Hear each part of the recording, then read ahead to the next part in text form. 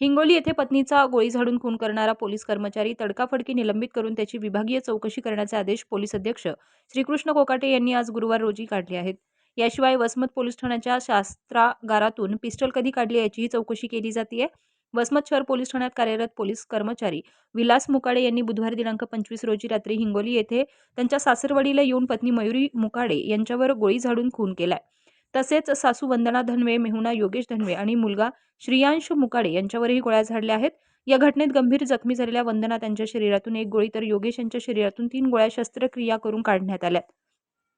त्यांच्यावर नांदेड येथील शासकीय रुग्णालयात उपचार सुरू असून योगेश यांची प्रकृती अद्यापही गंभीर असल्याचं पोलिसांनी सांगितलंय. दरम्यान या प्रकरणात पोलीस कर्मचारी विलास मुकाडे यांच्यावर हिंगोली पोलीस ठाण्यात खुनासह भारतीय हत्यार कायद्याअंतर्गत गुरुवार दिनांक 26 रोजी गुन्हा दाखल झालाय. पोलिसांनी त्याला ताब्यात घेतलं असून शुक्रवार दिनांक 27 रोजी न्यायालयात हजर केलं जाणार आहे.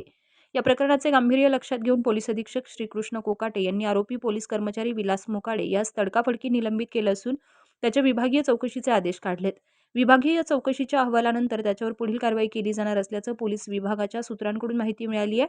दरम्यान विलास मुकाडे यांनी वापरलेले पिस्टल वसमत शहर पोलीस ठाण्याच्या अधिकाऱ्यांनी सुट्टीवर जाताना कधी जमा केलं होतं, तसेच मुकाडे यांनी पिस्टल कधी काढलं, तसेच अधिकाऱ्यांनी शस्त्रागारात भेट देऊन तपासणी कधी केली याची चौकशी सुरू करण्यात आली आहे. त्यासाठी स्वतः पोलीस अधीक्षक कोकाटे यांनी वसमत पोलीस ठाण्याला भेट दिल्याचं सूत्रांकडून सांगण्यात आलंय.